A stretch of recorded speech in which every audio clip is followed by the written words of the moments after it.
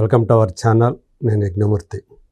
ఈరోజు చిరంజీవి గారి 69వ పుట్టినరోజు. సో ఆగస్టు 22 అంటే ఆయన అభిమానులందరూ కూడా పండగ చేసుకున్నటువంటి రోజు. ఇదే రోజు ఆయన ఇండస్ట్రీ హిట్ అయినటువంటి ఇంద్ర సినిమాని కూడా రిలీజ్ చేశారు. అలాగే మరో సినిమా శంకరదాదా ఎంబీబీఎస్ని కూడా ఈరోజు రిలీజ్ చేశారు. ఈ సందర్భంగా చిరంజీవి గారికి సంబంధించినటువంటి ఆయన అభిమానులు కానివ్వండి, ఆయన శ్రేయోభిలాషులు కానివ్వండి, అనేక కార్యక్రమాలు అటు రెండు రాష్ట్రాల్లో కూడా చేస్తున్నారనే సమాచారాలు వినిపిస్తూ ఉన్నాయి. సో చిరంజీవి గారికి సంబంధించి చెన్నై నుంచి కూడా ఆయన్ని అబ్జర్వ్ చేస్తూ వస్తున్నటువంటి ఒక సీనియర్ జర్నలిస్టు, విశ్లేషకులు ఇప్పుడు మన ముందున్నారు, భరద్వాజ్ గారు. సో చిరంజీవి గారు ఒక నటుడిగా వచ్చి 1978లో సో పునాదిరాళ్ళు అనే సినిమాకి మొదట కెమెరా ముందు వచ్చిన ప్రాణం ఖరీదుతో ఆయన సో మనందరికీ పరిచయం అయ్యారు. సో అప్పటి నుంచి ఆయన చాలా తక్కువ కాలంలోనే హీరోగా, స్టార్గా ఎదిగిన వైను, అక్కడి నుంచి దశాబ్దాల పాటు ఒక టాప్ స్టార్గా సో ఒక సస్టైన్ అయినటువంటి విధానం. సో ఇవన్నీ కూడా దగ్గర నుంచి చూసిన వ్యక్తిగా సో ఆయన చిరంజీవి గారి గురించి ఏం చెప్తారో ఆయన మాటలను తెలుసుకుందాం. నమస్కారం సార్. నమస్తే అండి. సో ఈరోజు చిరంజీవి గారి పుట్టినరోజు. సో ఈరోజు అందరూ కూడా ఒక పండగ జరుపుకుంటున్నారు, ఆయన ఫ్యాన్స్ అనే వాళ్ళందరూ కూడా. సో మెగాస్టార్ అని రకరకాల ఆయనకు ఉన్నటువంటి, మొదట్లో సుప్రీం హీరో అన్నారు, తర్వాత స్టార్ అన్నారు, తర్వాత మెగాస్టార్ అన్నారు. సో ఈయన అంటే ఇవన్నీ పక్కన పెడితే చిరంజీవి గారు అనగానే మీకు మామూలుగా గుర్తొచ్చే ఒక విషయం ఏంటి, ప్రధానమైనటువంటి విషయం? అంటే చిరంజీవి నటించినటువంటి మొదటి సినిమా, రిలీజ్ అయినటువంటి మొదటి సినిమా, ఆయన కెమెరా ముందుకు వచ్చిన మొదటి సినిమా పునాదిరాళ్ళు. అవును. అయితే రిలీజ్ అయిన మొదటి సినిమా ప్రాణం ఖరీదు. ప్రాణం ఖరీదు రిలీజ్ అయిన రోజు మార్నింగ్ షో చూసొచ్చినటువంటి ఆడియన్స్ ఎక్కువగా మాట్లాడుకుంది ఏంటంటే, ఈ సినిమాలో ఎవరో కొత్త ఆర్టిస్ట్ ఒక అతను ఒక పాట చేశాడు, చాలా ఎనర్జెటిక్గా ఉన్నాడు అని చాలామంది మాట్లాడుకున్నారు ఆ పాట గురించి. ఓకే. అందులో రేష్మి అని ఒక ఒరియా నటి యాక్ట్ చేసింది ఇతనికి టైర్గా, చిరంజీవికి. ఆవిడ ఇతను కలిసి చేసినటువంటి జాలాజీ గారి గీతం, జానపద గీతం ఉంటుంది, ఆనంద్ బాడేట్, అది ఆనంద్ జానకి. ఆ పాటలో చిరంజీవిని చూసి బయటకు వచ్చి జనాలు రికగ్నైజ్ చేయటం మాత్రమే కాకుండా ఇతను మంచి డ్యాన్సరు అన్నారు కొంతమంది. మేబీ ఏదో డ్యాన్స్ ట్రూప్లో నుంచి ఒక అతన్ని పట్టుకొచ్చి ఇలాంటి క్యారెక్టర్లు చేయించడం అనేది జరిగేది అప్పట్లో. అదే అలా ఎవరినో పట్టుకొచ్చినట్టున్నారు అని కొంతమంది అంచనాలు కట్టారు. ఆ తర్వాత పసుపులేటి రామారావు గారు విడిగా రాశాడు ఈయన గురించి. జర్నలిస్టు పసుపులేటి రామారావు గారు మొదటిసారిగా ఆ పాటలో నర్తించినటువంటి నటుడు, అతని గురించి రకరకాల ప్రచారాలు ఉన్నాయి, కానీ అతను ఇలా ఇన్స్టిట్యూట్ నుంచి వచ్చినటువంటి ఆర్టిస్టు. అప్పుడు ఈ దక్షిణ భారత చలనచిత్ర మండలి ఒక ఇన్స్టిట్యూట్ని పెట్టి కొంతకాలం నడిపింది. ఒక 3-4 బ్యాచ్లు బయటకు వచ్చిన తర్వాత అడయార్ ఫిల్మ్ ఇన్స్టిట్యూట్ కోసం, దాన్ని కాపాడటం కోసం దీన్ని క్లోజ్ చేయించాడు ఎన్జి రామచంద్రన్ గారు. ఆ 3-4 బ్యాచ్ల్లో వచ్చిన వాళ్ళందరూ పెద్ద స్టార్స్ అయ్యారు. ఓకే. అందులో రజనీకాంత్, అలాగే చిరంజీవి ఇలాంటి వాళ్ళు. రాజేంద్ర ప్రసాద్ కూడా అక్కడి నుంచి వచ్చినవాడే, నారాయణరావు అక్కడి నుంచి వచ్చినవాడే, సుధాకర్ కూడా అక్కడే. ఇలా చిరంజీవికి ఇన్స్టిట్యూట్లో రాజేంద్ర ప్రసాద్ గురువు. ఓకే. మైమ్ నేర్పించాడు అతను వీళ్ళకి. మైమ్ క్లాసెస్ ఆయన కండక్ట్ చేసేవాడు రాజేంద్ర ప్రసాద్. అలా చిరంజీవికి గురువు రాజేంద్ర ప్రసాద్. ఓకే. అలా వీళ్ళు ఇండస్ట్రీలోకి రావటము, ఈ మొత్తం ప్రయాణాన్ని పసుపులేటి రామారావు గారు చిన్న ఆర్టికల్ రాశాడు. రాసేసరికి అది పబ్లిష్ అయింది. చిరంజీవి గారికి ఎవరో చూపిస్తే ఆయన విపరీతంగా ఆనందపడిపోయి ఆయన కలిసి అభినందిద్దామని, థ్యాంక్స్ చెప్దామని వెళ్ళి ఆయన కోసం తిరిగి ఆంధ్ర క్లబ్లో ఉన్నాడని తెలిస్తే అక్కడికి వెళ్ళి ఆయన ఏదో మీటింగ్లో ఉంటే లోపల ఏదో కవరేజ్ కోసం వెళ్ళాడు. ఆయన కవరేజ్ నుంచి బయటకు వచ్చిన తర్వాత ఆయన్ని పట్టుకుని అక్కడే మొదటిసారి అలా ఒక జర్నలిస్ట్ నన్ను ప్రపంచానికి పరిచయం చేశాడు అనేటువంటి ఆనందాన్ని చాలా సందర్భాల్లో పంచుకున్నాడు. అవును అవును. అప్పుడు జనాలకు తెలిసింది ఏదో ప్రత్యేకంగా డాన్సర్ ఎవరినో పట్టుకొచ్చి పెట్టడం ఇలాంటిది కాదు, ఇతను ప్రొఫెషనల్లే, అవును, ఒక ఇన్స్టిట్యూట్ నుంచి వచ్చిన విద్యార్థి అని. అక్కడి నుంచి మొదలైంది ప్రయాణం. రెండోది, చిరంజీవి జీవితంలో చాలా మైలురాళ్ళు కనిపిస్తాయి, చాలా విచిత్రమైనటువంటి సందర్భాలు. తను ఇండస్ట్రీలోకి ఎంట్రీ ఇచ్చినటువంటి సందర్భంలో ఉన్నటువంటి పెద్ద హీరోలందరూ కూడా 60ల దగ్గరికి వస్తున్నారు.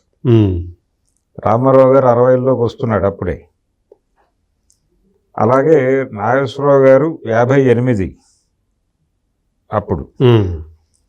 కృష్ణ గారు వీళ్ళు కూడా 40 దాటేశారు. 40 దాటేశారా? దాటేశారు కదా. ఓకే. అమర్ అక్బర్ ఆంథోనీకి ఆయనకు 37 ఏళ్ళు దాటినాయి కృష్ణకి. ఓకే. సో వీళ్ళందరూ కూడా నెమ్మదిగా నడి వయస్సుకి చేరుతున్న బ్యాచ్ ఒకటి. రామ్ రాబర్ట్ రహీమ్ని మీరు అదే చెప్పారు. అవును, అదే దాని రీమేకే కదా. అవును అవును. ఆ సినిమా రిలీజ్ నాటికి అది 37తో ఏదో ఆయన బర్త్డే సందర్భంగా రిలీజ్ అయింది ఆ సినిమా. ఈ రామ్ రాబర్ట్ రహీమ్ రజనీకాంత్ కాంబినేషన్లో సినిమా. అవును. ఈ మధ్య కన్ను మూసినటువంటి వారి బావమరిది ఉప్పలపాటి సూర్యనారాయణ బాబు ప్రొడ్యూస్ చేసినటువంటి, ఆయన ప్రొడ్యూసర్ దానికి. అందులో రామ్గా రజనీకాంత్, రాబర్ట్గా కృష్ణ, రహీమ్గా చంద్రమోహన్ యాక్ట్ చేశాడు. ఇలా ఆ టైంకి ఒక బ్యాచ్ ఏమో నడి వయసు చేరుతోంది, ఒక బ్యాచ్ ఏమో రిటైర్మెంట్కి ఖాయం అయిపోయినటువంటి బ్యాచ్ ఒకటి ఉంది. రామారావు గారు, నాగేశ్వరరావు గారు అయిపోయింది అనే కండిషన్. అదే అంటే కెరీర్కి చివరికి హీరోలుగా.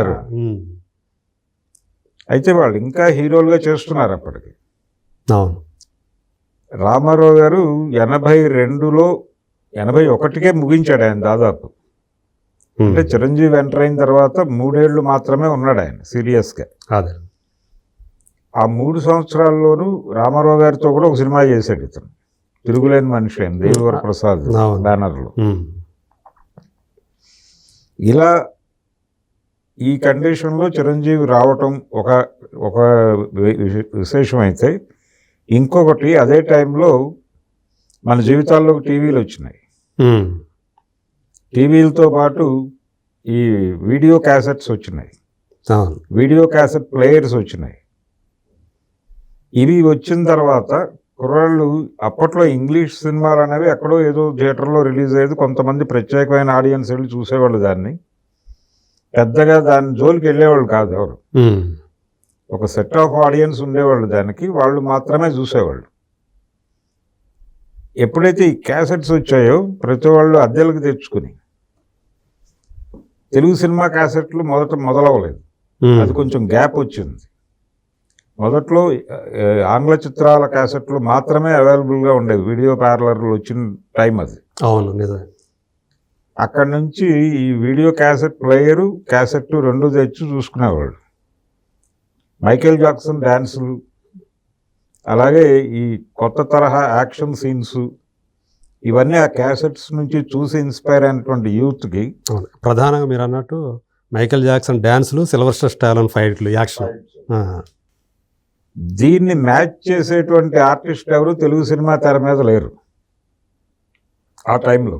అదే అది మ్యాచ్ చేసిన వాడు చిరంజీవి. అది ఒక చారిత్రక అంశం చిరంజీవి జీవితంలో. ఓకే. అది ఆయన సక్సెస్ కూడా. అంటే కరెక్ట్గా ఆ టైంకి ఆయన దాన్ని గ్రాప్ చేసిన టైంలో ఉన్నాడు అక్కడ. అదే ఆ టైంకి ఉండటం మాత్రమే కాకుండా కెపాసిటీస్ ఉన్నాయి అతనిలో. అదే అందుకని మ్యాచ్ చేయగలిగాడు ఈజీగా. అతను మంచి డాన్సర్ అనేది మొదటి సినిమాతోనే ఎస్టాబ్లిష్ అయింది ప్రపంచానికి. అవును. ప్రాణం ఖరీదు నుంచి ఇతను ఈ తరహా డాన్సులు కూడా చేయగలడు. ఈవెన్ మన ఊరి పాండవుల సినిమా చూసినప్పుడు కూడా అదొక ఆ స్పెషాలిటీ ఒకటి ఉంది ఇతనిలో అనేది కనిపిస్తుంది, డ్యాన్స్ అనేది ఉంది అనేది. అవును, అందులోనూ కనిపిస్తుంది. తర్వాత కుక్క కాటుకు చెప్పు దెబ్బ అని ఒక సినిమా ఉంది, అవును. ఈరంకి శర్మ గారు డైరెక్ట్ చేశాడు. ఉమ్. అందులో హే బేబీ అని ఒక పాట ఉంటుంది. ఉమ్. ఆ పాట ఎవరు యాక్ట్ చేస్తారు అని అడిగి బాలసుబ్రహ్మణ్యం పాడేటట్టు. చాలా ఎనర్జెటిక్గా ఉంటుంది పాట. ఉమ్. ఎంఎస్ విశ్వనాథన్ గారు మ్యూజిక్ డైరెక్టర్ ఆ సినిమాకి. అవును. రమోల అలాగే బాలసుబ్రహ్మణ్యం పాడారు అది. ఉమ్. ఆ పాటలో గిటార్ ప్లేయర్గా కనిపిస్తాడు చిరంజీవి. అవును. యాక్చువల్గా అతను చేసి నెగిటివ్ రోల్ అందులో. నెగిటివ్ రోలే. ఉమ్. చాలా చాలా ఎనర్జెటిక్గా ఉంటాడు. కొత్త తరహా డ్యాన్స్ చేయగలిగినటువంటి ఒక హీరో వచ్చాడు తెలుగు. అప్పటి వరకు స్టెప్పులు నడుస్తున్నాయి, ఉమ్. సలీం గారి స్టెప్పులు, రామారావు గారు, కృష్ణ, వీళ్ళందరూ స్టెప్పుల మీద కథ నడిపిస్తున్న రోజులు అవి. ఉమ్. స్టెప్పులు కాదు డ్యాన్సులే అని ఈయన స్థిరీకరించాడు. అలాగే కృష్ణ గారి యాక్షన్ సినిమాలు కూడా తుపాకులు పేల్చడమే దూరం నుంచి ఫైట్స్లో పాత ఎనర్జీ తగ్గింది ఉమ్. అనే వాతావరణం మొదలవుతున్న దశ అది. ఆ టైంలో యమకింకరుడు అనే సినిమా ద్వారా తను ఏమేం చేయగలడో ఎగ్జిబిషన్ పెట్టాడు ఆ సినిమాలో. అదే. ఉమ్. యమకింకరుడు అనే సినిమా చిరంజీవికి ఒక ఎగ్జిబిషన్. అదే. అల్లు మ్యాడ్ మ్యాక్స్ స్ఫూర్తితోటి చేసినటువంటి సినిమా. మ్యాడ్ మ్యాక్సే. ఉమ్. మ్యాడ్ మ్యాక్స్ చూసి డిజైన్ చేసుకున్నారు. Raj Bharat director, Allu Aravind producer. అల్లు అరవింద్ వాంటెడ్గా ఆ టైంలో 2 సినిమాల ద్వారా చిరంజీవిలో ఉన్నటువంటి అన్ని రకాల బలాలని ప్రపంచం ముందు ఎగ్జిబిట్ చేశాడు. అవును. అది ఒకటి శుభలేఖ, ఉమ్. రెండోది యమకింకరుడు. కంప్లీట్ కాంట్రాస్ట్ క్యారెక్టర్స్ కూడా. ఉమ్. దానికేమో ఒక పార్ట్నర్ ఉన్నాడు ఉమ్. శుభలేఖకి, అరవింద్ గారు భాగస్వామి ఆ సినిమాలో. ఇదేమో పూర్తిగా ఆయన సొంత సినిమా, సొంత గీతా ఆర్ట్స్ మీద చేసి. గీతా ఆర్ట్స్ మీద చేసింది. అదేమో ప్రశాంతి ఆర్ట్స్ అని చెప్పి శాస్త్రి గారు అని ఒక ఆయన ఉండేవాడు, చార్టెడ్ అకౌంటెంట్. ఉమ్. ఆయన్ని పార్ట్నర్గా పెట్టుకుని చేసిన సినిమా అది. ఉమ్. అందుకని విశ్వనాథ్ వచ్చాడు అక్కడికి. ఓకే. సరే, విశ్వనాథ్తో సినిమా చిరంజీవి గారు ఫస్ట్ ఫిలిం, మొదటి సినిమా. ఉమ్. ఆయనతో ఒక విచిత్రమైన ప్రయోగం చేయించాడు ఆయన విశ్వనాథ్ గారు. భారతదేశంలో ఉన్న అన్ని నృత్య రీతులని చిరంజీవి మీద ప్రయోగం చేశాడు ఆయన. ఒక ఫ్రిజ్ అడ్వర్టైజ్మెంట్ ఉంటుంది ఆ సినిమాలో. అవును. దశరథవర కుమారుడనై తిని అని ఒక పాట తీసుకుని ఉమ్. దానిలో భరతనాట్యం చేయిస్తాడు, కూచిపూడి చేయిస్తాడు, ఒడిస్సీ చేయిస్తాడు, కథక్ చేయిస్తాడు, కథకళి చేయిస్తాడు. దాని ద్వారా అదొక టెస్ట్ అతనికి. ఉమ్. అంటే అతను ప్రొఫెషనల్ డాన్సర్ కాదు, అతను ప్రొఫెషనల్ క్లాసికల్ డాన్సర్ కాదు. శేషు మాస్టర్ దగ్గర ట్రైనింగ్ తీసుకుని వచ్చి చేసేళ్ళాడు. ఉమ్.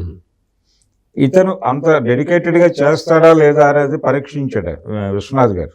పరీక్షించడానికి కారణం ఏమిటంటే ఆయన బుర్రలో అప్పటికే సాగర సంగమం కథ ఉంది. ఉమ్. సాగర సంగమం కథకి ఒక 2 సినిమాల కలయిక అది. చార్లీ చాప్లిన్ గారి సిటీ లైట్స్ అనే సినిమా, అలాగే ఆయనది కాకజ్ కా పూల్ గురుదత్తది. ఓకే. ఈ రెండింటిని మిక్స్ చేసో సినిమా చేయాలనే ఐడియాతో ఉన్నాడు ఆయన. ఉమ్. ఆ టైంలో ఆయన బుర్రలో ఉన్నటువంటి ఆలోచన ఏంటంటే భారతీయ నృత్యం అనే దాన్ని ఎస్టాబ్లిష్ చేసేటువంటి ఒక హీరో క్యారెక్టర్.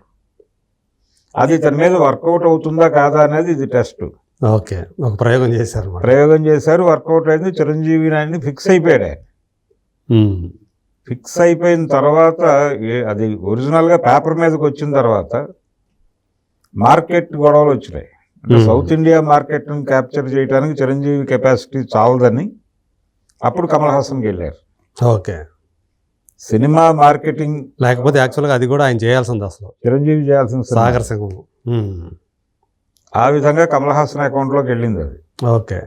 అయితే చిరంజీవిలో ఉన్నటువంటి ఏదైనా సరే నేర్చుకుని దాన్ని పెర్ఫామ్ చేయగలడు అనే కాన్ఫిడెన్స్ ఇండస్ట్రీకి ఇచ్చింది శుభలేఖ సినిమా. ఇంకొక విచిత్రం ఏంటంటే చిరంజీవిని అప్పటి వరకు ప్రతి ఒక్క డైరెక్టరు అంటే నెగిటివ్ క్యారెక్టర్లు చేస్తున్నాడు అప్పటికి. అదే బాలచంద్ర గారి ఇది కథ కాదు సినిమాలో అవును ఒక సాడిస్ట్ మొగుడు క్యారెక్టర్ చేశాడు. అది తమిళ్లో రజనీకాంత్ చేశాడు, ఇక్కడ చిరంజీవి చేశాడు. జయసుధ ఆపోజిట్. జయసుధ. అందులో విచిత్రం ఏంటంటే అది బాలచంద్ర గారి క్రియేషనా లేకపోతే డైలాగ్ రైటర్ గణేష్ పాత్ర క్రియేటివిటీయా అనేది తెలియదు, కానీ ఆ సాడిస్ట్ మొగుడు పాత్రకి సుగుణాకర్రావు అని పేరు పెట్టారు. ఆ సుగుణాకర్రావు క్యారెక్టర్ని చిరంజీవి పెర్ఫామ్ చేశాడు. అది అద్భుతంగా పెర్ఫామ్ చేశాడు. అంటే పేరుకు పూర్తి వ్యతిరేకంగా ప్రవర్తించే పాత్ర. వంట ఎలా ఉంది అని అడగవే అని అడుగుతాడు. పర్వాలేదు రండి అంటుంది భార్య జయసుధ. అంటే లేదు అడుగు అంటాడు. చాలా చాలా పొలైట్గా అడుగుతాడు. సరే వంట ఎలా ఉంది అంటుంది. పెంటలా ఉంది అంటాడు. ఈ సమాధానం చెప్పడం కోసం నువ్వు ఆ ప్రశ్న అడగాలి కాబట్టి అలా పొలైట్గా నేను అప్రోచ్ అయ్యాను అని కూడా చెప్తాడు. అటువంటి క్యారెక్టర్ అది. ఒక సాడిస్టిక్ మొగుడు. ఆ క్యారెక్టర్ని చివరికి తల్లే అతన్ని వదిలేసి వెళ్ళిపోవాలనే పరిస్థితికి వెళ్తుంది ఆ సినిమాలో. కోడలతో పాటు వెళ్తానంటది కదా. వెళ్ళిపోతుంది. ఆ వెళ్ళిపోవడమే ముగింపు సినిమాకి. ఆ లెవెల్ క్యారెక్టర్ కూడా చేశాడు. అలాగే ఆయనకి మొదటి ఛాన్స్ అంటే రిలీజ్ అయినటువంటి మొదటి సినిమా నిర్మాత అయినటువంటి క్రాంతి కుమార్ గారి బ్యానర్లో కంటిన్యూస్గా కనిపించేవాడు. న్యాయం కావాలి కానివ్వండి, న్యాయం కావాలి. న్యాయం కావాలి కంటే ముందు మోసగాడు అని ఒక సినిమా చేశారు. అవును, శోభన్ బాబు ఈయన విలన్. అందులో villain Chiranjeevi. Sridevi dual role. శ్రీదేవిని రేప్ చేస్తాడు, రేప్ చేసి చంపేస్తాడు. అది క్యారెక్టర్. ఆ పగ తీర్చుకోవడం కోసం శోభన్ బాబు చంపేసి శోభన్ బాబు మీద నేరం వేస్తారు. తను జైలు నుంచి బయటకు వచ్చి తను చంపేస్తాడు. అది కథ. అందులో మెయిన్ విలన్ చేశాడు చిరంజీవి. ఈ టైంలో అయన్ మూర్తి గారు అని ఒక ఆయన ఉండేవాడు, పాత డైరెక్టర్. రామారావు గారికి అసిస్టెంట్గా పనిచేశాడు డైరెక్షన్ సీతారామ కళ్యాణానికి. ఆయన శ్రీరామ్ బంటు అని ఒక సినిమా తీశాడు. ఎవరికి? వైవీరావు గారికి, రవిచిత్ర బ్యానర్లో. దానిలో చిరంజీవిని హీరోగా తీసుకున్నాడు ఆయన. అది 100 రోజుల సినిమా. అలా నెమ్మదిగా మార్కెట్ చిరంజీవి వైపు టర్న్ అవ్వటం మొదలైంది. ఈ మొదలైన దశలోనే యాక్షన్ సినిమా పూర్తి స్థాయిలో చిరంజీవి మీద డిపెండ్ అయి చేయవచ్చు అనే కాన్ఫిడెన్స్ ఇచ్చిన సినిమా చట్టానికి కళ్ళు లేవు. ఎస్ఐ చంద్రశేఖర్, విజయ్ ఫాదర్, దళపతి విజయ్ ఫాదర్. ఆ సినిమా చాలా పెద్ద హిట్. ఎంత హిట్ అంటే ఆ టైంకి అన్ని అంటే కొండవీటి సింహం అనే సినిమా రికార్డులు బద్దలు కొట్టేసి ఉంది, రామారావు గారి సినిమా. ఇది దాని దరిదాపులకు వెళ్ళిపోయింది. ఈ చట్టానికి కళ్ళు లేవు అనే సినిమా కొన్ని థియేటర్స్లో అది ఎన్ని రోజులు హౌస్ఫుల్స్ అయిందో ఆ దరిదాపులకి వెళ్ళింది. ఆల్మోస్ట్ దానికి పోటీగా ఆ టైంలో అనుకుంటా కృష్ణ గారు కూడా చట్టానికి 1000 కళ్ళని ఒక సినిమా చేశారు. అది వాళ్ళ బ్యానర్లో. అయితే ఈ చట్టానికి కళ్ళు లేవు అనే సినిమా ద్వారా కొత్త యాక్షన్ హీరో వచ్చాడు తెలుగు తెర మీదకి అనేది రూఢి అయిన తర్వాత కృష్ణ అభిమానులు ప్రత్యేక దృష్టితో చూడటం మొదలుపెట్టారు చిరంజీవిని. నిజానికి అంతకుముందు వాసు గారి డైరెక్షన్లో తోడు దొంగలు అని ఒక సినిమా చేశాడు ఈయన, కృష్ణ గారి కాంబినేషన్. అవును, అంతకుముందు యాక్చువల్గా కొత్త అల్లుడు అనే సినిమాలో ఆయన ఒక సైడ్ విలన్గా చేశాడు. అందులో కొత్త అల్లుడు, కొత్తపేట రౌడీ 2 సినిమాల్లో కృష్ణ గారి సినిమాల్లో నెగిటివ్ రోల్స్ చేశాడు. సత్యజిత్ రావు వాళ్ళు అంటే ఈయన హీరో క్యారెక్టర్ కోసం అప్రోచ్ అయ్యాడు వాళ్ళని. హీరో క్యారెక్టర్ ఇస్తాము అని చెప్పి ఆ 2 సినిమాల్లో విలన్గా చేయించారు. సత్యనారాయణ తమ్ముడుగా యాక్ట్ చేస్తాడు కొత్త అల్లుడులో. జయప్రదని పెళ్లి చేసుకోవటం అనేది ప్రోగ్రామ్గా తన తమ్ముడిని దింపుతాడు సత్యనారాయణ. ఆ క్యారెక్టర్లో చిరంజీవి కృష్ణతో దెబ్బలు తినటం అనేది ఉంటుంది. అలా చిన్న చిన్న క్యారెక్టర్లు చేసుకుంటూ నెమ్మదిగా జనాల్లో గుర్తింపు సంపాదించి. తోడు దొంగలంటే కృష్ణ గారితో ఇక టైటిల్ రోల్ చేసినట్టే కదా. తోడు దొంగల్లో టైటిల్ రోలే కదా. అలా కృష్ణ గారి కృష్ణ గారి దృష్టిలో, కృష్ణ గారి అభిమానుల దృష్టిలో పడ్డాడు. అయితే చట్టానికి కళ్ళు లేవు సినిమాతో భయపెట్టాడు వాళ్ళని. ఉమ్, చిరంజీవి అభిమాన సంఘాలు ఏర్పడిపోయినాయి అప్పటికే. చిరంజీవి అభిమాన సంఘాలకి, కృష్ణ గారి అభిమాన సంఘాలకి థియేటర్ల దగ్గర గొడవలు జరగటం మొదలైంది కూడా అప్పుడే. ఉమ్. ఒక రకంగా అదే నాంది అనుకోవాలి. ఇక చట్టానికి కళ్ళు లేవు అంటే. విజయవాడ కళ్యాణ్ చక్రవర్తిలో రిలీజ్ అయింది ఆ సినిమా, రామారావు గారి థియేటర్ అది. ఉమ్, చట్టానికి కళ్ళు లేవు. అది డబుల్ బాల్కనీ థియేటర్. ఓకే. ఆ డబుల్ బాల్కనీ థియేటర్ ఫుల్ అయ్యేది. అది విచిత్రం. ఉమ్, జనరల్గా ఈ బోర్డులకి దండలేసి హడావిడి చేయటం అనేది ఒక కల్చర్ ఉండేది అభిమాన సంఘాలకి. అవును. ఇలా దండేసి వీళ్ళు ఒక ఫెస్టివ్ మూడ్లో ఉండగా కృష్ణాభిమానులు వచ్చి వెటకారంగా మాట్లాడటంతో కొట్టుకున్నారు. ఒక మనిషి చనిపోయాడు, కృష్ణాభిమాని చనిపోయాడు ఆ రోజు ఉహుం, ఓకే. కళ్యాణ్ చక్రవర్తి థియేటర్ దగ్గరే. ఉహుం, అది కేసు అయింది, చిరంజీవి అభిమానులు అరెస్ట్ అయ్యారు. ఓకే. అలా అది దొమ్మిగా మారి ఫైనల్గా కేసు పోయింది, ఎవరికి సీరియస్ శిక్షలు పడలేదు. ఓకే. ఉమ్, అదొక సందర్భం. ఈయన రైజ్ మొదలైంది అనేది ఇండికేట్ చేసినటువంటి సినిమా అది. ఉమ్, రామారావు గారు రాజకీయాల్లోకి ప్రవేశించిన తర్వాత నెక్స్ట్ సూపర్ స్టార్ నేనే అని కృష్ణ గారు ఫిక్స్ అయి ఉన్నాడు. అందుకని మరి ఆ మాస్లోకి వెళ్ళింది ఆయనే కదా, రామారావు గారి తర్వాత అనేది అప్పుడు. అంటే దాదాపుగా 77 నాటికి ఉమ్, ఎన్టీఆర్, నాగేశ్వరరావు అనే వరుస చెదిరిపోయింది. ఉమ్, చెదిరిపోయి ఎన్టీఆర్ కృష్ణ ఉమ్, అని ఒక కొత్త ఇది వచ్చింది అదే. ఉమ్, వరుస. అప్పటి వరకు ఏంటి, రామారావు, నాగేశ్వరరావు 1-2 పొజిషన్స్, ఉమ్, 3 ఎవరు అనేది కాంతారావు ఒక టైంలోను, ఇలా ఆ నెంబర్ మారుతూ ఉండేది. అదే థర్డ్ పొజిషన్ మారుతూ ఉండేది. ఉమ్, కృష్ణ నెమ్మదిగా 77 నాటికి సెకండ్ పొజిషన్లోకి వచ్చాడు, నాగేశ్వరరావు గారిని దాటేసి తప్పించి. అక్కడి నుంచి కృష్ణ అభిమానులకి, రామారావు గారి అభిమానులకి క్లాష్లు ఉంటాయి. ఘర్షణలు జరిగేవి థియేటర్ల దగ్గర. ఉమ్, ఈ ప్రాసెస్లోనే ఆయన రాజకీయాల్లోకి వెళ్ళిపోయాడు. అంటే 77 నుంచి రామారావు గారి రైజ్ మొదలైంది, ఉమ్, విపరీతమైన రైజ్. అంటే ఒకే సంవత్సరం 3 175 డేస్ సినిమాలు పడ్డాయి. అడవి రాముడు వచ్చిన కాలం అది. కర్ణ, దానవేశ్వర 77 కర్ణ. జనవరిలో కర్ణ, ఉమ్, సమ్మర్లో అడవిరాముడు, అక్టోబర్లో యమగోళ. ఉమ్, ఇంకా అక్కడి నుంచి ఆ దరిదాపుల్లో ఇంకో హీరో నిలబడలేని పరిస్థితి వచ్చేసింది. ఉమ్, ఆ రైజు ఆయన రాజకీయాల్లోకి వెళ్ళాడు, అదే ప్రభంజనం. అవును. 82 దాకా. సీఎం అయిపోయాడు. అలాగే ఆ తర్వాత నెక్స్ట్ సూపర్ స్టార్ అని నేనే అనుకున్నాడు. జ్యోతి చిత్ర వాళ్ళు కంటెస్ట్ పెట్టినప్పుడు మొదటిసారి గెలిచింది ఎన్టీఆర్. ఉమ్, బ్యాలెట్ పెట్టారు వాళ్ళు, జ్యోతి చిత్రాలు కొని ఆ కాగితం చించి పోస్ట్ చేయండి అని. ఆ బ్యాలెట్లో ఎన్టీఆర్ సూపర్ స్టార్ అయ్యాడు. తిరుపతిలో ఆయన సీఎం అయిన తర్వాత తీసుకున్నాడు అది. ఉమ్, అప్పటికి సీఎం అయిపోయాడు. ఓకే. అయిపోయి ఆ ఫంక్షన్కి కోట్ వేసుకుని హాజరయ్యాడు ఆయన సూట్లో. ఉమ్, ఉమ్, ఆ ఫంక్షన్ అయిపోయిన తర్వాత మళ్ళీ పంచి కట్టుకుని సీఎంగా కార్యక్రమాలు నిర్వహించాడు అక్కడ. తిరుపతిలో జరిగింది అది. ఓకే.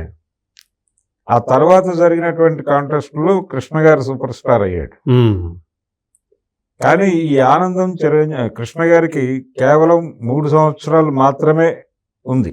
ఉమ్, ఈ 3 సంవత్సరాల తర్వాత ఈయన ఎమర్జ్ అయిపోయాడు. ఓకే. చిరంజీవి వచ్చేసాడు. ఉమ్, అంటే నాకు తెలిసినంత వరకు, నాకు గుర్తున్నంత వరకు 87 నుంచి ఇక ఆయన ఇక మొత్తం క్యాప్చర్ చేసినట్టున్నాడు.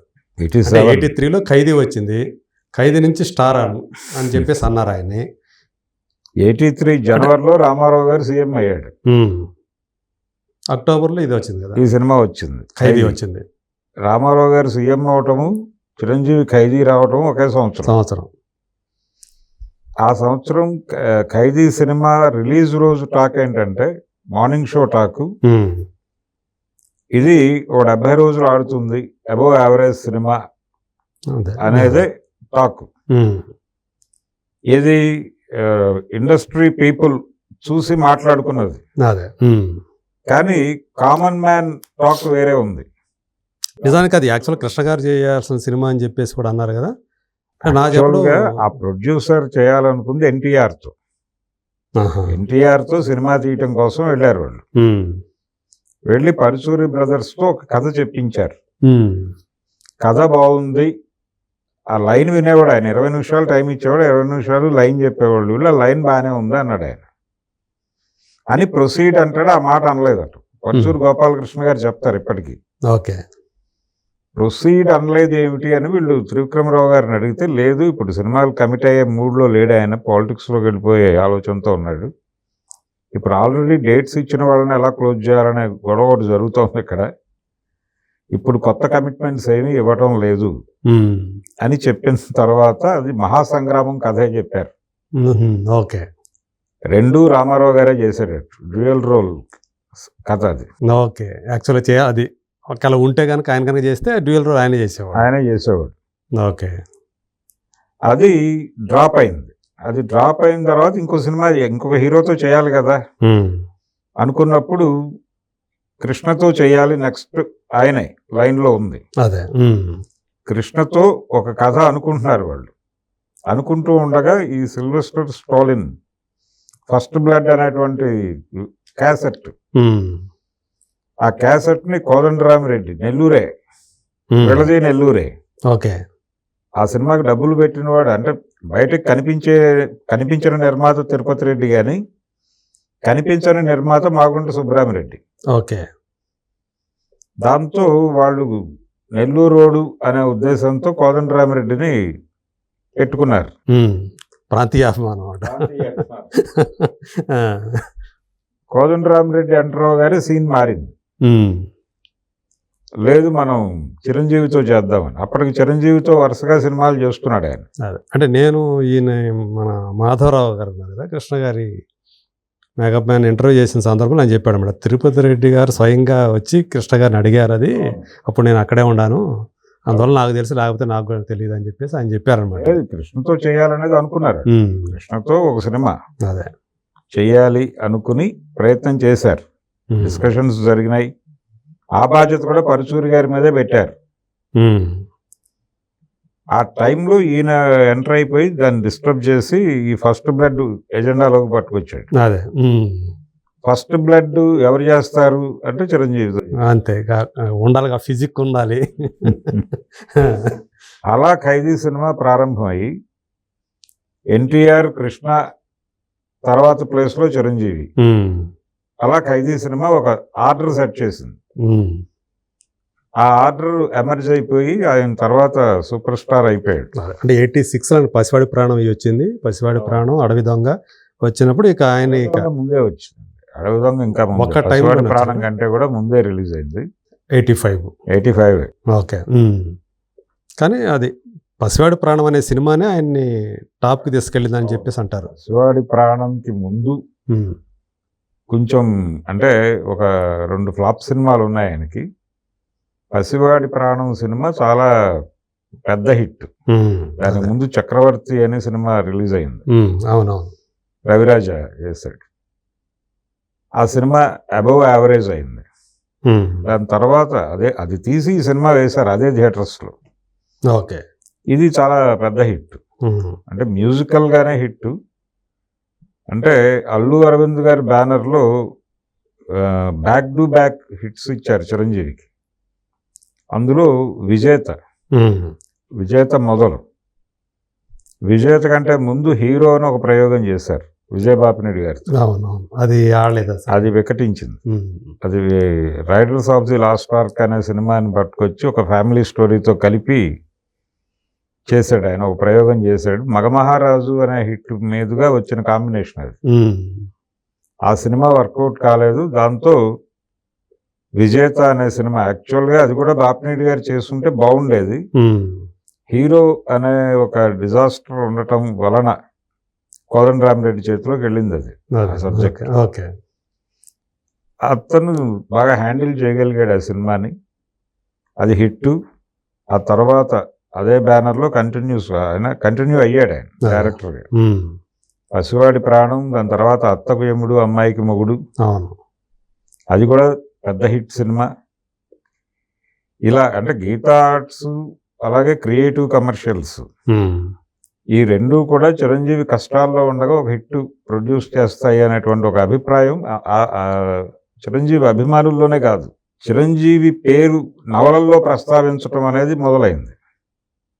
నవలా రచయితలు తమ కథల్లో చిరంజీవి ప్రస్తావన తీసుకురావడం ద్వారా ఆ జనరేషన్ని పట్టుకునే ప్రయత్నం చేశారు. అది చిరంజీవి సక్సెస్ని రూఢీ చేసింది. అదే మరింత పాపులారిటీ తీసుకొచ్చి పెట్టిందని చెప్పాలి. అంటే ఆయన నవలల్లో కూడా ఆయన ఒక పాత్రలాగా మారిపోతూ వచ్చాడు కదా. అంటే మల్లాది వెంకటకృష్ణమూర్తి గారి 2-3 నవలల్లో చిరంజీవి అభిమానులుగా ఉన్నవాళ్ళు ఉంటారు క్యారెక్టర్. అది ఒక దశలో రామారావు గారికి నడిచింది. రామారావు గారి ప్రస్తావన అలా నవలల్లో నడిచేది. అది చిరంజీవికి మొదలైంది. మొదలైనప్పుడు ఇక అతను రూఢి అయిపోయాడు పెద్ద తారగా. అదే ఇది ఇలా ఎమర్జ్ అవుతూ జనాల్లోకి జనాల్లో అంటే 1 to 10 చిరంజీవి. అప్పుడు ఎప్పుడైతే నంబర్ 1 అనేది ఖాయం అయిపోయిందో, పసివాడి ప్రాణం కంటే చాలా ముందే ఖాయం అయిపోయింది. అది అయిపోయిన తర్వాత 1 to 10 ఇంకెవరూ లేరు అనే మీరు అన్నట్టు ఒక యముడికి మొగుడు, అత్తకు యముడు, అమ్మాయికి మొగుడు, ఇవన్నీ వరుస పెట్టి ఒక వచ్చిండు కదా. జగదేక వీరుడు, అతిలోక సుందరి, తర్వాత ఘరానా మొగుడు. ఘరానా మొగుడు ఎక్కడికో తీసుకెళ్ళి ఆయన అదే ఘరానా మొగుడు అప్పుడే కదా ది వీక్ ఆయన్ని బిగ్గర్ దాన్ బచ్చన్ అని చెప్పేసి ఒక స్టోరీ, స్పెషల్ స్టోరీ, కవర్ స్టోరీనే వేసింది కదా. స్టోరీ అదే అంటే ఏరియా వారి తీసుకోవటం అనేది మొదలైంది. హీరో రెమ్యూనరేషన్గా ఒక ఏరియాని తీసుకోవటం అనేది మొదలుపెట్టిన వాడు చిరంజీవి. రామారావు గారు, కృష్ణ, వీళ్ళందరూ కూడా ఒక రెమ్యూనరేషన్ చెప్పి అది తీసుకుని క్లోజ్ అక్కడితో. ఇది షేర్ తీసుకోవటం, ఇలాంటి ఆలోచనలు మొదలైంది చిరంజీవితో. మొదలైన తర్వాత ఆ ఏరియాలో ఎంత కలెక్ట్ చేస్తే అది రెమ్యూనరేషన్గా స్థిరపడేది. అదే అలా చిరంజీవిని పెంచుకుంటూ వెళ్ళింది ఇండస్ట్రీ. అంటే ఆయన నంబర్ 1గా ఎమర్జీ అవ్వటానికి ప్రధానంగా దోహదం చేసినటువంటి అంశాలు ఏమని మీరు అనుకుంటారు? అంటే తను స్క్రీన్ ప్రెజెన్స్ అండి. ఓకే, చిరంజీవి స్క్రీన్ ప్రెజెన్స్ కోసం చాలా కష్టపడ్డాడు. అన్ని రకాల పాత్రలు చేశాడు. ఇది అది అని కాదు, ఏ తరహా పాత్ర అయినా తను చేయగలడు అనేది ప్రూవ్ చేసుకున్నాడు. ఓకే. రెండోది, జనాల్ని విపరీతంగా ఎంటర్టైన్ చేసేవాడు. అంటే డాన్సుల ద్వారా, ఫైట్ల ద్వారా మాత్రమే కాదు, కామెడీ టైమింగ్ చాలా అద్భుతమైన టైమింగ్ ఉంది చిరంజీవి దగ్గర. చాలా ఎంటర్టైన్ చేయగలడు. పైగా డైలాగ్ చెప్పేటప్పుడు మాస్ మనసుల్ని తెలుసుకుని డైలాగ్ చెప్తున్నాడు ఇతను అనేది మనకు చాలా డైలాగులు అర్థమవుతుంది. ఓకే, అంటే కొంచెం డ్రామటైజేషన్ అనేది ఉంటుంది ఆయన డైలాగ్ చెప్పే తీరు. అంటే ఎక్కడ డిక్షన్లో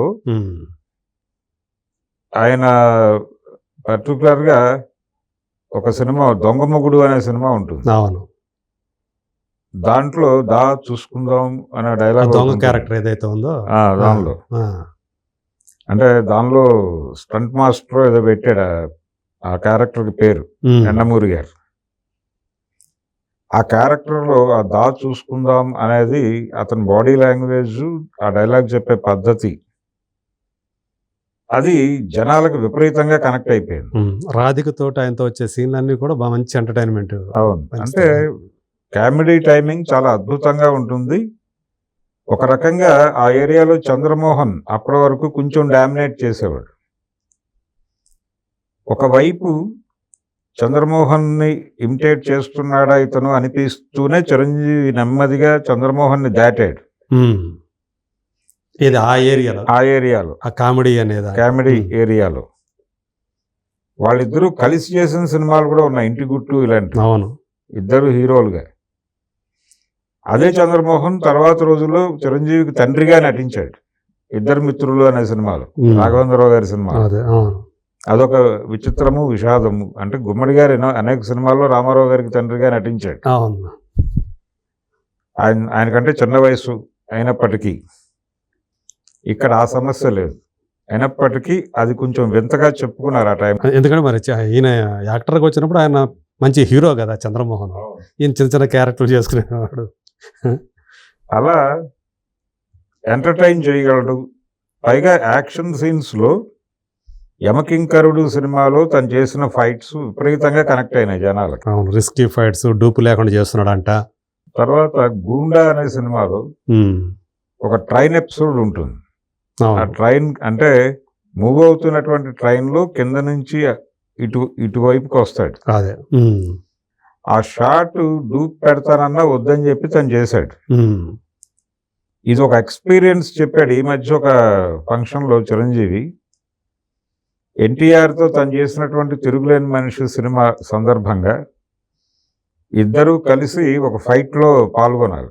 ఎన్టీఆర్, చిరంజీవి ఇద్దరు చేతులు పట్టుకొని ఇలా దూకాలి, విలన్స్ మీదకి దూకాలి అనేది షాట్. రామారావు జస్ట్ మూమెంట్ ఇచ్చి ఆగిపోయాడు, ఇతను దూకేశాడట. దూకిన తర్వాత పిలిచి తిట్టాట ఆయన, ఏంటి అలా దూకేవు అని.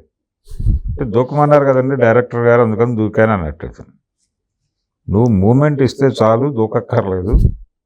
దూకేవాళ్ళు వేరే ఉంటారు. దూకేవాళ్ళు వేరే ఉంటారు. ఇప్పుడు దూకాను కదండి, నాకేం కాలేదు కదా అన్నట్టు. ఇప్పుడు ఏం కాలేదు, ఓకే. 50 అయితే షూటింగ్ ఆగిపోద్ది కదా. అదే షూటింగ్ ఆగిపోతే ఎంతమందికి నష్టమే కదా, నిర్మాతకు మరింత చాలా నష్టం. అదే అందుకని నువ్వు చేయగలిగి ఉండొచ్చు గాక, కానీ చేయకు. ఇలాంటి పనే నేను చేసి ఆ రోజుల్లో బిఏ సుబ్బారావు అని ఏడిపించాను. బుల్ ఫైట్ చేశాడని పల్లెటూరు పిల్లలు. ఆ బుల్ ఫైట్లో యాక్సిడెంట్ అయ్యి చెయ్యి విరిగిపోయి షూటింగ్ ఆగిపోయినటువంటి పరిస్థితి. అవన్నీ చెప్పాట అతను కూర్చోబెట్టి రామారావు గారు. అందుచేత నువ్వు ఎంతవరకు చెయ్యాలో అంతవరకు చెయ్యి, అంతకు మించి చేయకు అని చెప్పిన తర్వాత చేసింది గూండా సినిమా. అయినా కానీ చేశాడు.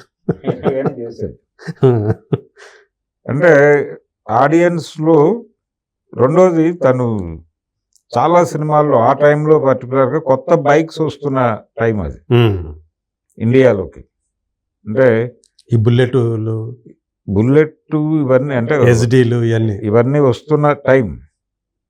అప్పటి వరకు మనకి బైక్ అంటే బుల్లెట్ ఇవన్నీ ఉండేవి, ఎస్డీ ఇవన్నీ ఉన్నాయి ఆల్రెడీ. ఎక్కువ రాజ్దూత్ ఎక్కువ కనిపించేది. వీటి నెక్స్ట్ లెవెల్ బైక్స్ వస్తున్నాయి.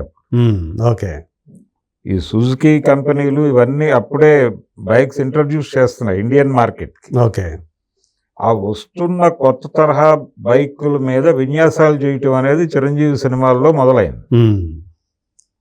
ఆ విన్యాసాలు ఏ లెవెల్లో చేసేవాడంటే, ఇతను ఆ బైక్ మీద వెళ్తున్నటువంటి బైక్ మీద నుంచి దూకేసినటువంటి షాట్స్ చాలా ఉండేవి చిరంజీవి సినిమాల్లో.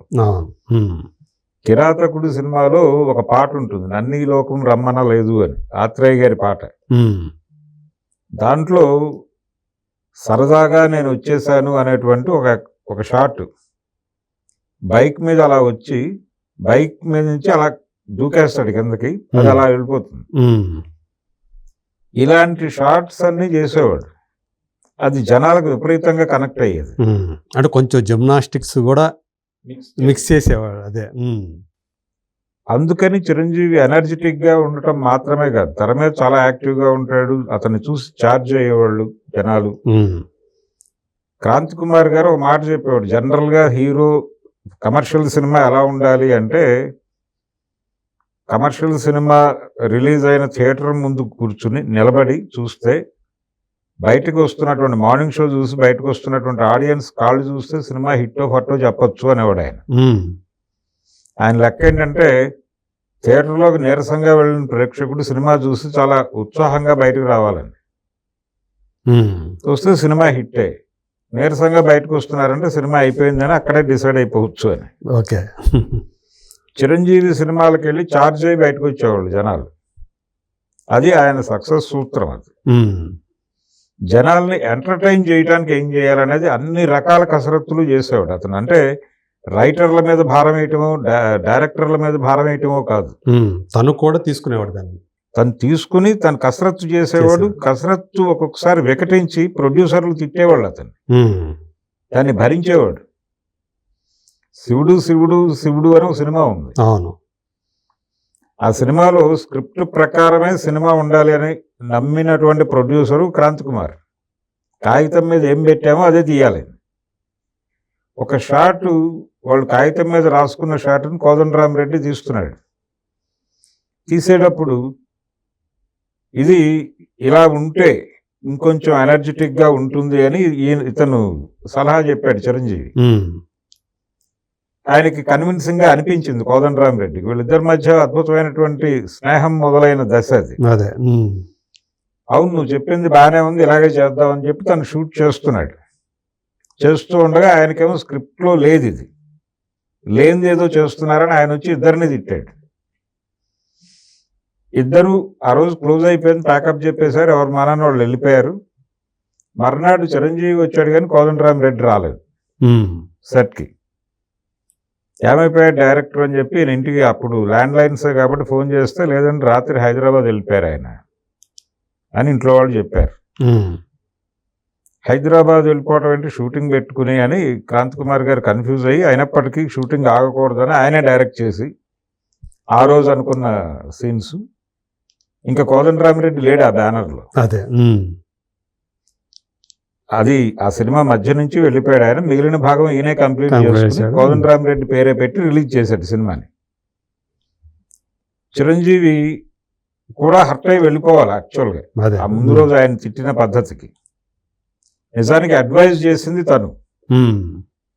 ఆ సీన్ ఇలా ఉంటే బాగుంటుంది అని సలహా చెప్పి కోదండరామిరెడ్డిని ఇరికించింది చిరంజీవి. అలాంటిది ఆయన హర్ట్ అయి వెళ్ళిపోయాడు. తను ఏం చేశాడు, హైదరాబాద్ వచ్చి శ్రీరంగ నీతులు సినిమాకి కమిట్ అయ్యాడు. నాగేశ్వరరావు గారి సినిమా. అంతకుముందు ఆగమని చెప్పాడు వాళ్ళని. ఆగండి, ఈ సినిమా కంప్లీట్ చేసుకుని వస్తానని చెప్పినోడు అది చేయట్లేదు, నేను వచ్చేస్తున్నాను, మీ సినిమాయే మొదలు పెడదామని వచ్చేసాడు. అడ్వాన్స్ తీసుకుని వెళ్ళాడు ఆ రోజు ఇక్కడి నుంచి. కాబట్టి చిరంజీవి అలా అన్నప్పటికీ హర్ట్ అయ్యేవాడు కాదు. ఈ మధ్య ఓపెన్ అవుతున్నాడు కొంచెం. మొన్న ఫ్యామిలీ స్టార్ సందర్భంగా విజయ్ దేవరకొండతో కూర్చున్న రోజున క్రాంతి కుమార్ గారితో తన అనుభవాలు చెప్పే ప్రయత్నం చేశాడు. న్యాయం కావాలి సెట్లో బయట నిలబడి ఉంటే ఎవరో అసిస్టెంట్ డైరెక్టర్ నీ షాట్ ఉందా లోపల ఉండు నువ్వు అన్నాడట.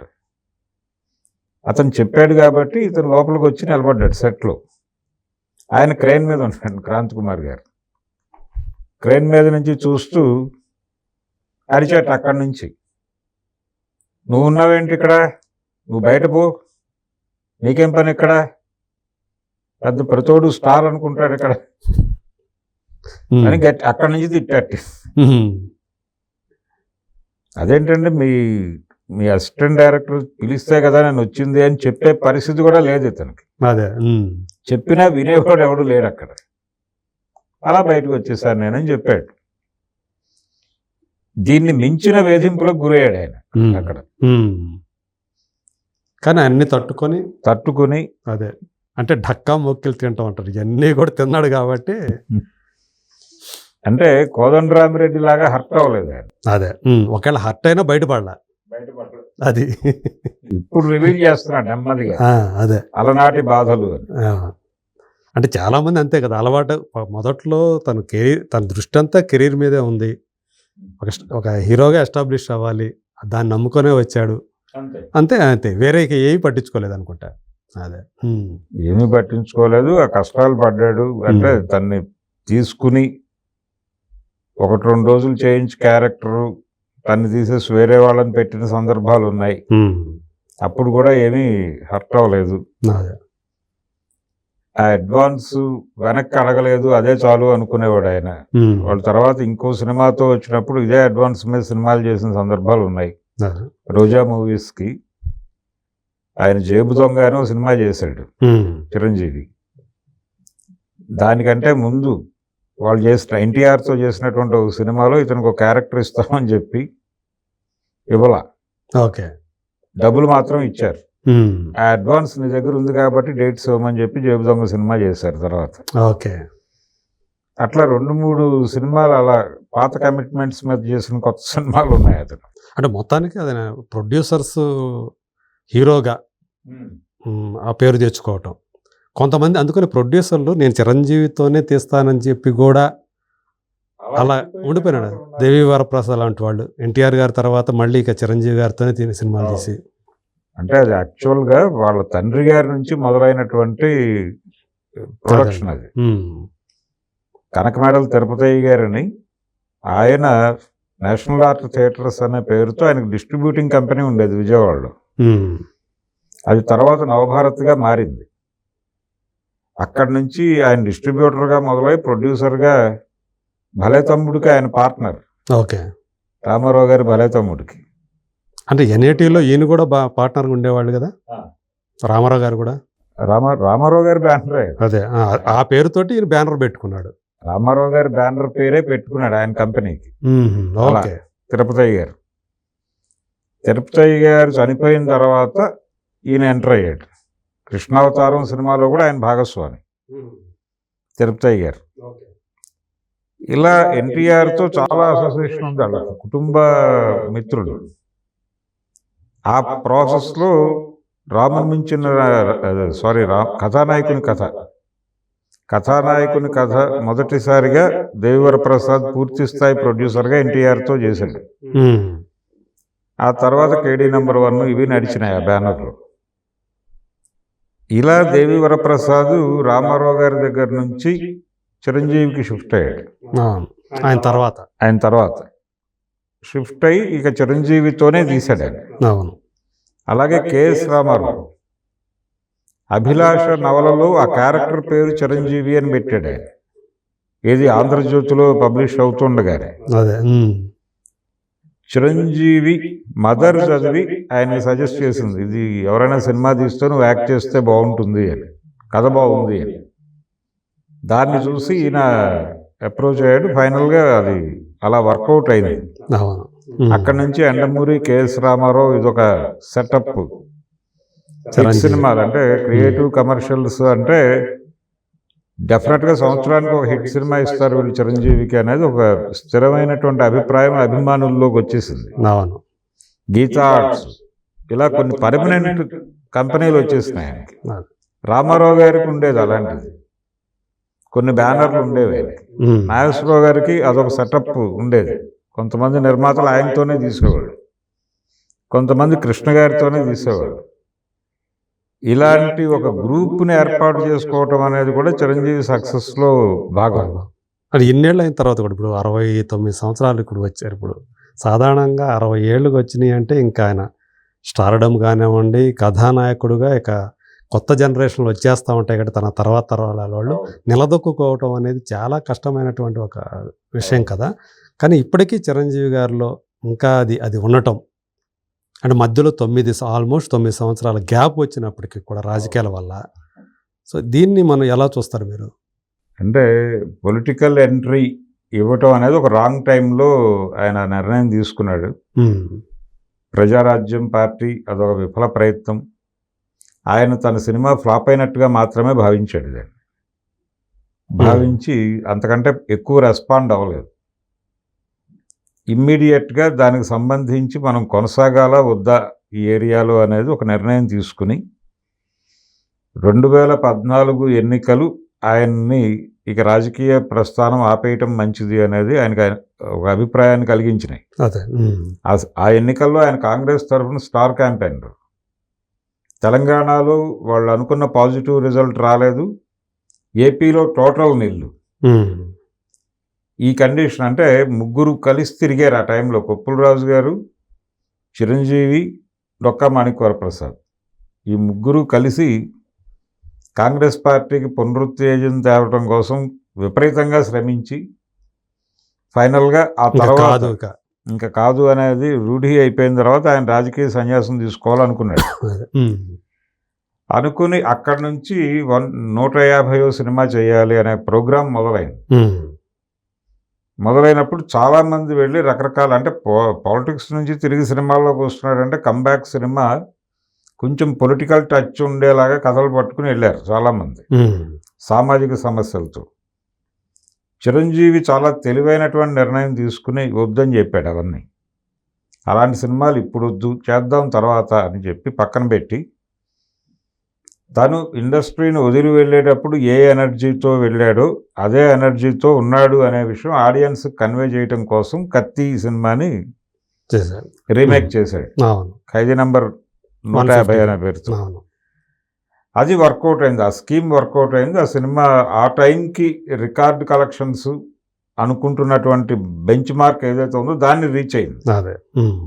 సో ఇప్పటికీ చిరంజీవి గారిని అభిమానిస్తున్నారు జనము. ఆయన చెప్పినట్టుగా ఇంటాక్ట్ అంటాడు ఆయన. ఉమ్, నేను యాజ్ ఇట్ ఈస్గా అలాగే ఉన్నాను. ప్రాణం ఖరీదు టైంలో చిరంజీవి ఎలా ఉన్నాడు, ఇప్పుడు చిరంజీవి కూడా అలాగే ఉన్నాడు అనేది అనుక్షణం తాను అనుకుని ప్రపంచానికి కూడా అదే అభిప్రాయంలో ఉంచడం కోసం విపరీతంగా కృషి చేస్తాడు. అదే. ఈ కసరత్తులో ఆయన ఆ శరీరాన్ని విపరీతంగా కష్టపెడుతున్నాడు అనే అభిప్రాయం కూడా చాలా మందికి ఉంది. ఇప్పుడు విశ్వంభర చేస్తున్నాడు ఆయన, దానికి సంబంధించి ఆయన చేస్తున్నటువంటి కసరత్తులకి సంబంధించి వీడియో ఒకటి బయటకు వచ్చింది ఆ మధ్య. ఇదంతా అవసరమా అన్నారు చాలా మంది. అవసరమా అంటాడు ఆయన. అవసరమే అంటాడు. అదే. సో ఈ మధ్య వాళ్ళ పాత కాలేజీ మేట్స్తో కలిశాడు ఆయన ఒక 2 years బ్యాక్. కలిసినప్పుడు నాకు ప్రాబ్లం ఉంది ఇలాంటి ఏరియాకి రావడానికి, అంటే అందరూ ఆ ఏజ్లో ఎలా ఉంటారో అలాగే ఉన్నారు, ఈయన అలా లేడు. అదే. ఇక్కడికి వచ్చినప్పుడు నాకు ఏజ్ గుర్తొస్తుంది, అందుకని నేను ఇది అవాయిడ్ చేయాలనుకుంటూనే చేయలేదు. కానీ మీరు కూడా నాలాగా ఉండండి, మళ్ళీ కలిసినప్పుడు నాలాగా మారండి మీరని ఒక సలహా చెప్పి వచ్చేసాడు. అదే.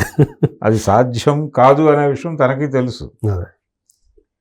అంటే ఇప్పుడు 70వ పడిలోకి అడుగుపెట్టినట్టు లెక్క ఈ రోజుతో ఆయన. 1955. అవును, అంటే ఆగస్టు 22. 70వ ఏట డాన్స్లు వేసినటువంటి హీరోలు ఉన్నారు కదా మనకి గతంలో. ఉన్నారు కాబట్టి ఇబ్బంది ఏం లేదు. ఏంటి అక్కడ కమల్ హాసన్ రజనీకాంత్ వేస్తున్నాడు, కమల్ హాసన్ వేస్తున్నాడు. సో అంటే రజనీకాంత్ గారితో పోల్చుకుంటే కష్టపడే విషయంలో ఈయన మరింత శరీరాన్ని ఎక్కువ కష్టపెట్టుకుంటాడు అనిపిస్తుంది. బాలచందర్ గారు ఒక మాట అన్నాడు. బాలచందర్ చిరంజీవిని, రజనీకాంత్ని, కమల్ హాసన్ని కంపేర్ చేస్తూ, కమల్ హాసన్, రజనీకాంత్ వాళ్ళిద్దరూ తమిళ ఇండస్ట్రీకి అవసరం. ఎందుకంటే రజనీకాంత్ చేసే తరహా పాత్రలు కమల్ హాసన్ చేయలేడు, కమల్ హాసన్ చేసే తరహా పాత్రలు రజనీకాంత్ చేయలేడు. వీళ్ళిద్దరూ చేయగలిగిన పాత్రలు చిరంజీవి చేయగలడు. అదే, అంటే ఇద్దరు ఆయనలో ఉండారని. ఇద్దరు ఉన్నారు. అంటే కమల్ హాసన్ బలం ఏమిటి అనేది అది చిరంజీవిలో ఉంది. రజనీకాంత్లో ఉన్నటువంటి బలం ఏమిటి అనేది చెప్తారు, అది ఇతనిలో ఉంది. అంటే క్లాసు మాస్ రెండు ఉన్నాయి కాబట్టి చిరంజీవి ఒకటి చాలు తెలుగు ఇండస్ట్రీకి అని అన్నాడు ఆయన. అది అంటే దాన్ని ఆ రోజున సినిమా పత్రికలు ఎలా రాసినాయంటే Kamal Haasan plus Rajinikanth is equal to Chiranjeevi అని పెద్ద హెడ్డింగ్ పెట్టారు. బాలచందర్ గారు ఎప్పుడు అది 47 రోజుల టైంలో అనేసాడు ఆ మాట. అది ప్రారంభ దశ చిరంజీవికి. అందులో కూడా నెగిటివ్ క్యారెక్టరే చేశాడు తను. దానికి ముందు మొగుడు కావాలి అనేటువంటి ఒక పెద్ద హిట్ సినిమా ఉంది. అవును, ఆ నెగిటివ్ క్యారెక్టర్కి ముందు సోలో హీరోగా చాలా పెద్ద హిట్, అది అన్ఎక్స్పెక్టెడ్ హిట్ ఆ ప్రొడ్యూసర్కి. తమ్మారెడ్డి భరద్వాజ్ గారికి. కోతల రాయుడు తర్వాత తీసిన సినిమా, దాని తర్వాత వచ్చిన సినిమా కట్టా సుబ్బారావు గారు డైరెక్ట్ చేశాడు. అవును. ఈ 47 days అనేటువంటి సినిమాకి వెళ్ళటానికి ప్యారిస్లో షూట్ అయింది. అది ప్యారిస్కి వెళ్ళటానికి వాళ్ళు ఒక డేట్స్ ఫిక్స్ చేశారు. ఆ డేట్స్ లోపు ఈ సినిమా కంప్లీట్ చేయటం కోసం డే అండ్ నైట్ వర్క్ చేశాడు. ఒక సాంగ్ కంప్లీట్ చేయాలి, ఆయన ఎర్లీ మార్నింగ్ ఫ్లైట్కి వెళ్ళిపోవాలి. అది ఆ సాంగ్ కంప్లీట్ చేసి వెళ్ళాడు. ఓకే, మళ్ళీ రావడానికి టైం పడుతుంది, వీళ్ళు ఏమైపోతారని అంత డెడికేటెడ్గా ఉండేవాడు. ఇంటికి వెళ్ళటం అవేమీ లేవు. ఇక్కడ స్టూడియో నుంచి స్ట్రైట్గా ఎయిర్పోర్ట్కి వెళ్ళిపోయి మళ్ళీ అక్కడ షూటింగ్. ఎంత డెడికేటెడ్గా వర్క్ చేశాడు అతను. అంత ఈజీగా అది తను ఇండస్ట్రీ నుంచి రాజకీయాల్లోకి వెళ్ళేటప్పుడు ఏర్పాటు చేసినటువంటి సభలో చెప్పుకున్నాడు, నేను నా మనసులో ఒకటే, ప్రొడ్యూసర్లను ఇబ్బంది పెట్టకూడదు, డైరెక్టర్లను ఇబ్బంది పెట్టకూడదు, వాళ్ళు ఏది అడిగితే అది డెలివరీ చేయడానికి ఎప్పుడు రెడీగా ఉండాలి అనేది నేను ఫిక్స్ అయి ఉన్నాను, అదే చేస్తూ వచ్చాను ఇంతకాలం అదే అని చెప్పుకున్నాడు ఆయన. నిజమే, ఆయన విజయ రహస్యం కూడా అదే అనుకుంటా. అదే విజయ రహస్యం. ఏ రోజున అలాగే క్యారెక్టర్ బాగా రావడానికి ఏం చేయాలనేది తన హోంవర్క్ తను విపరీతంగా చేసేవాడు. అదే ఆ హోంవర్క్లో నుంచి వచ్చినవే ఈ మ్యానరిజమ్స్ అన్ని, కొంచెం ఫేస్ టర్నింగ్ ఇచ్చుకో, ఇలాంటివన్నీ. అదే అలాగే ఇందిరాలో గెటప్ కూడా, ఆ గెటప్ వీళ్ళందరూ కలిసి డిజైన్ చేసిన గెటప్ కాదు, చిన్న మీసం కూడా ఇట్లా కట్ చేసి ట్రిమ్ చేసి ఎలా ఉండాలి, విగ్ ఎలా ఉండాలి దగ్గర నుంచి తను డిజైన్ చేసుకున్నది. తను చాలా మందితో కలిసి కూర్చుని దీంతో సంబంధం లేకుండా డిజైన్ చేసి, ఇది మేము వచ్చినటువంటి ఫైనల్గా మాకు అనిపించిన డిజైన్ ఇది అని తను చెప్పిన తర్వాత దాన్ని అడాప్ట్ చేసుకున్నారు.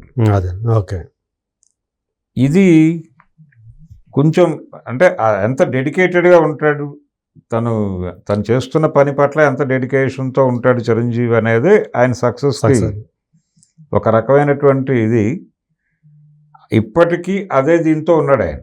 విశ్వంభర సినిమా చేస్తున్నప్పుడు కూడా ఆయన కొంచెం అంటే ఇన్వాల్వ్ అవుతాడు, ప్రతి దానిలోనూ ఇన్వాల్వ్మెంట్ అనేది ఖచ్చితంగా ఉంటుంది. అది కొన్నిసార్లు విమర్శలకు కూడా తావిచ్చిన సందర్భాలు ఉన్నాయి. కానీ అంటే ఒక్కొక్క హీరోకి ఒక్కొక్క పద్ధతి ఉంటుంది.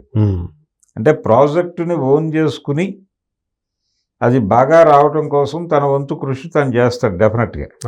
ప్రేక్షకులు ప్రధానంగా అభిమానులు తన నుంచి ఏం కోరుకుంటున్నారు అది ఇవ్వటం కోసం అలాంటిది ఇన్వాల్వ్మెంట్ ఉంటుంది అని చెప్పేసి చెప్తూ ఉంటారు. అవును, ఆయన అంతే అంతే అంతే. అది ఇబ్బంది పెట్టచ్చు, అంటే డైరెక్టర్ కంట్రోల్ చేయాలి. అంటే డైరెక్టర్ పవర్ఫుల్గా ఉంటే ఆ ఇబ్బంది రాదు. అదే డైరెక్టర్ మొహమాట పడితే జరుగుతుంది, ఒక్కోసారి జరుగుతుంది. కొంచెం ఏవేగా వెళుతుంది అనేది ఏదైనా డౌట్ వచ్చినా చెప్పగలిగే ఇది ఆ కెపాసిటీ అది అతనికి ఉండాలి, డైరెక్టర్కి ఉంటూ తను అర్థం చేసుకుంటాడు. అదే. సో ఏమైనా ఆయన మళ్ళీ ఆయన ఏదైతే సెకండ్ ఇన్నింగ్స్ మొదలుపెట్టిన తర్వాత ఖైదీ నెంబర్ 150 తోటి సైరా నరసింహారెడ్డి తీశారు, కానీ ఒక ఆచార్య లాంటి ఒక ప్రాజెక్ట్ పట్టడం ఆయన కొంచెం బాగా ఇబ్బంది పెట్టింది అనుకుంటా ఆయన్ని, ఆయన అభిమానుల్ని. సో దాని నుంచి అంటే వాల్తేరు వీరయ్య సినిమా అది మళ్ళీ కంబ్యాక్ ఇవ్వటం, ఇప్పుడు విశ్వంభర చేస్తున్నారు. సో ఇట్లా చూసుకుని అంటే కంబ్యాక్ తర్వాత కూడా ఆయన సో మళ్ళీ ఈ వయసులో కూడా ద బెస్ట్ ఇవ్వటానికి ప్రయత్నం చేస్తున్నాడు. అయితే చిరంజీవి జీవితంలో అతను ఫీల్ అవుతున్నటువంటి ఇబ్బందులు కొన్ని ఉన్నాయి. అంటే లోటుగా తను ఫీల్ అవుతున్నటువంటిది ఏంటంటే తను పౌరాణికాలు చేయలేదు, జానపదాలు చేయలేదు అనేటువంటిది ఒకటి ఉంది. ఒక ఇంటర్వ్యూలో చెప్పుకున్నాడు ఆయన. ఎన్టీఆర్ అనగానే గుర్తొచ్చే సినిమాలు కొన్ని ఉంటాయి, అవును. కృష్ణ అనగానే గుర్తొచ్చే సినిమాలు కొన్ని ఉంటాయి, 2-3 సినిమాలు ఉంటాయి కదా. అవును, అల్లూరి సీతారామరాజు అని చెప్పుకోదు, కృష్ణ గారికి ఉంటుంది. అవును, రామారావు మోసగాళ్ళకు మోసగాడు అల్లూరి సీతారామరాజు అని చెప్తారు కదా ఆయనకి. రామారావు గారికి ఒక్కొక్క జానర్లో ఒక్కొక్క సినిమా ఉంటుంది. అవును, అలాంటి సినిమాలు నాకు లేవు. ఆ టైంకి ఏది జనాలకు ఇవ్వాలో అది ఇచ్చుకుంటూ వెళ్ళిపోయాం. నాకు నాలోని నటుడిని తృప్తిపరచుకోవడానికి ఏం చేయాలో అది చేయలేకపోయాను అనే మాట ఆయన అసంతృప్తి ఉంది. సో ఇప్పుడు 69వ ఏట నిండిపోయినాయి, 69 అయిపోయింది, 70లోకి ఎంటర్ అయిపోయాడు. కాబట్టి ఆయన ఇప్పుడు ఆయన పొలిటికల్ రీఎంట్రీ ఇలాంటి కథనాలు ఏవో వెలువరిస్తున్నారు, కానీ ఆయన ఏదో రాష్ట్రానికి గవర్నర్గా వెళ్ళిపోతాడు ఇలాంటి వార్తలు సర్క్యులేట్ అవుతున్నాయి. కానీ ఇవన్నీ కాదు, ఆయన ఇండస్ట్రీలోనే ఉండాలని అనుకుంటున్నాడు సీరియస్గా. ఆల్రెడీ ఇంకో 2-3 యంగ్ డైరెక్టర్స్తో చర్చలు జరుగుతున్నాయి ఫర్దర్ ప్రాజెక్టుల కోసం. నాగశ్విన్కి ఒక అప్పీల్ చేశాడు ఆయన, పాతాళ భైరవి లాంటి సినిమా నాతో చేయొచ్చు కదా అని. ఓకే, అదే అంటే ఈయన కోరిక కూడా తీరుతుంది, జానపదం చేయాలి. పాతాళ భైరవి లాంటి సినిమా నాతో చేయొచ్చు కదా అని ఓపెన్ డయాస్ మీద అడిగాడు ఆయన. అతను నవ్వి ఊరుకున్నాడు. అలాంటి కోరిక ఉంది తనకి, అది తీర్చుకునే ప్రయత్నం చేయాలి ఇప్పుడు. పైగా ఇప్పుడు మీరు గమనిస్తే ఆయన ఇప్పుడు సీనియర్ డైరెక్టర్లతో కాకుండా యంగ్ డైరెక్టర్స్తో పని చేయాలి అని చెప్పేసి ఒక నిర్ణయం తీసుకొని ఆ రకంగా చేస్తున్నారని వినిపిస్తూ ఉంది వాల్తేరు వీరయ్య దగ్గర నుంచి కూడా. సో ఇప్పుడు అట్లాగే విశ్వంభర ఒకే ఒక్క సినిమా డైరెక్ట్ చేసినటువంటి అబ్బాయితో వశిష్ఠతోటి చేయటం. సో ఫర్దర్గా కూడా మీరు అన్నట్టు ఒక నాగ్ అశ్విన్ రావచ్చు, లేదా ఇంకొకరు యంగ్ డైరెక్టరే కలిసి పనిచేసే అవకాశం ఉందని అనిపిస్తుంది. తర్వాత ఒక దశలో తనకి ఒక అద్భుతమైన అవకాశం వచ్చి అది వెళ్ళిపోయింది. అదేమిటంటే వీరార్జున అనే టైటిల్తో చిరంజీవితో ఒక పౌరాణిక సినిమా చేద్దామని సుబ్బరామరెడ్డి గారు అనుకున్నారు స్ట్రైట్ రౌడీ టైంలో. ఓకే, టి సుబ్బరామరెడ్డి గారు. టి సుబ్బరామరెడ్డి స్ట్రైట్ రౌడీ ఆయనే తీశాడు. అవును, ఆ టైంలో ఆయన మీడియాతో అన్నాడు ఆ మాట, చిరంజీవితో పూర్తి స్థాయి పౌరాణికం చేయాలని ఉంది నాకు, వీరార్జున అనేది టైటిల్ అనుకుంటున్నాను అని ఆయన 2-3 రైటర్స్తో కూర్చున్నాడు కూడా. అప్పటికి వెంకట కవి గారు ఉన్నారు, వారిని కూడా సంప్రదించారు. ఓకే, కానీ ఎందుకనో ఆ ప్రాజెక్టు ముందుకు వెళ్ళాలి. ఇప్పుడు అలాంటి సినిమాలు చేయాలనే తపన ఉంది తనకి. చూద్దాం మరి, ఒకవేళ ఇప్పుడు అంటే ఏదైతే తనకి మిగిలిపోయిన కొన్ని గోల్స్ ఉన్నాయో ఇప్పుడైనా ఆయన కంప్లీట్ చేసుకుంటే చూడాలి. పాలిటిక్స్లోకి వెళ్ళే ప్రయత్నం అయితే చేయడు ఆయన ఇప్పుడు. ఎవరు ఆయన ఇంట్రెస్ట్ లేదని కూడా చెప్తున్నారు కదా ఆయన. తన తమ్ముడికి మాత్రం ఆశీర్వాదాలు ఉంటాయని చెప్తున్నాడు, తను మాత్రం మళ్ళీ అలా ఒక స్పెక్యులేటివ్ స్టోరీ క్రియేట్ చేసి సర్క్యులేట్ చేస్తున్నారు, కానీ అటువంటిది ఏం లేదు. Right sir, thank you so much. Chiranjeevi గారి బర్త్డే సందర్భంగా ఆయన గురించి చాలా విపులంగా ఇప్పుడు చాలామందికి తెలియని విషయాలని మాకు తెలియజేసినందుకు థ్యాంక్ యూ సో మచ్ అండి. థ్యాంక్ యూ అండి.